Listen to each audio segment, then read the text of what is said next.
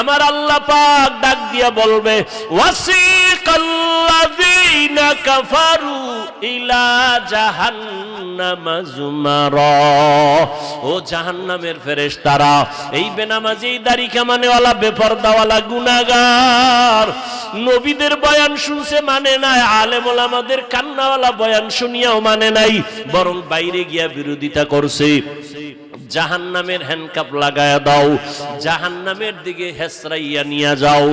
জাহান্নামের ফেরেশতারা একে যখন শিকল লাগায়া টান দিবে, ও নবীর আশিক, ওই হাসরের ময়দানের ভয়ঙ্কর এমন হালাত, আমার নবীজি যার কোনো গুনাহ নাই সেই নবী পর্যন্ত আম্মা জান আয়েশার ঘরে বসে বসে কান্না করেন। আম্মা জান আয়েশা বলেন, নবী কান্না কেন করেন? আম্মা জানকে নবী বলেন, আয়েশা, কিয়ামতের দিন কেউ কারো পরিচয় দিবে না, সব নারী পুরুষ উলঙ্গ দাঁড়াবে, নবীরা পর্যন্ত কান্না করবেন নিজের বাঁচার জন্য। ওই দিন আমার উম্মতের কি উপায় হবে? আমার উম্মতেরা কত নবীর কাছে যাবে, কেউ সুপারিশ করবে না। ঈসা নবী সুপারিশ করবে না, মুসা নবী সুপারিশ করবে না, ইব্রাহিম নবীর কাছে যাবে, তারাই দিবে, সুপারিশ করবে না। তখন আম্মা জান আয়েশা বলে, নবী, নারী আর পুরুষ ওই হাসরের মাঠে উলঙ্গ যখন দাঁড়াবে, তখন কি একটু লজ্জা হবে না?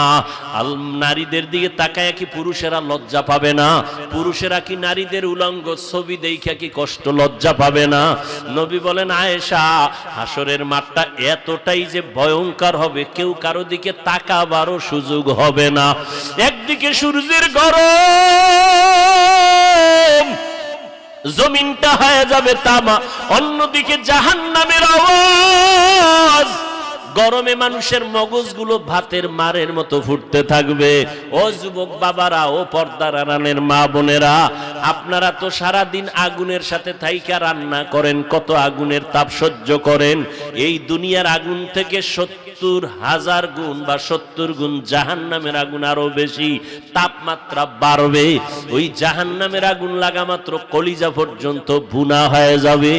যেই জাহান্নামের ভয় আমার নবী পর্যন্ত কান্না করেন, যার কোনো গুনাহ নাই। নবী বলেন, আয়েশা, উম্মতেরা সব নবীদের কাছে ঘুরিয়া ঘুরিয়া বিমুখ হইয়া সর্বশেষ আমাকে তালাশ করবে। আম্মা জান আয়েশা বলেন, নবী, আপনাকে ওই সময় মুসিবতের সময় উম্মতেরা কোথায় পাবে? নবীজি বলেন, ও আয়েশা, ওই সময় আমি একমাত্র আমার মালিকের কুদরতের সামনে মাকামে মাহমুদে সেজদায় পড়ে কান্না অবস্থায় থাকবো, আর উম্মতেরা তালাশ করে করে এখানে চলে আসবে, বা ঈসা নবী হাতে ধইরা আমার কাছে নিয়ে আসবে। সব নবীরা নিজের জন্য কাঁদবেন, আর আমি মুহাম্মদ আল্লাহর কুদরতের সামনে সেজদায় পড়ে একবারও আমি বলবো না, আল্লাহ আমাকে বাঁচাও। আমি কান্না করে সেজদায় পড়ে শুধু একটাই বলবো, আল্লাহ আমার উম্মতেরে বাঁচাও, আমার উম্মতেরে বাঁচাও। একটা উম্মত যেন জাহান্নামে না যায়। উম্মত যদি জাহান্নামে যায়, আমি জান্নাতে যেতে পারবো না। আল্লাহ তখন খুশি হইয়া আমাকে বলবে, নবী, আপনি আপনার উম্মতগুলো বেছে বেছে জান্নাতের দিকে নিয়ে যান। নবীজিকে আম্মা জান বলেন, ইয়া রাসূলুল্লাহ, হাজারো কোটি কোটি মানুষের মধ্যে আপনার উম্মতগুলো আপনি বাছাই করে কেমনে নিবেন? আমার নবী বলেন, আয়েশা, আমার উম্মত যারা দুনিয়াতে ওযু বানাইয়া 5 বেলার নামাজ আদায় করেছে, তাদের কিয়ামতের দিন ওযুর জায়গাগুলো নূরের আলোতে চমকাইতে থাকবে। আমি নবী দেখে দেখে তাদেরকে জান্নাতের পথে নিয়ে যাব। ও আল্লাহর বান্দা, আজকে যারা নামাজে মসজিদে যাও না, 5 বেলার নামাজ পড়ো না, কিয়ামতের দিন আমার নবী তোমাদের চিনবেও না। আর যদি তুমি বলো, নবী আমি আপনার উম্মত, নবী বলবে, তোমার চেহারায় কোনো নূরের আলো নাই, তুমি তো নামাজ পড়ো নাই, ওযু করো নাই, ভেগে যাও। আমার নবী যদি তোমাকে ভাগিয়া যাওয়ার কথা বলে, উপায় নাই, জাহান্নামে যাওয়া ছাড়া উপায় হবে না। এই জাহান্নামের আযাবের ভয়ে যদি নবীরা কাঁদতে পারেন বেগুনাহ হইয়া, সাহাবায়ে কেরাম যদি কাঁদতে পারেন, ওমরে ফারুক যদি কান্না করতে পারেন, তাবেঈনরা যদি কান্না করতে পারেন, তুমি আমি জীবনে তো ভালো আমল করতেই পারি নাই, তোমার আমার কত কান্না করা উচিত। ও আল্লাহর বান্দা, এখনো সময় আছে, তওবা করে নাও।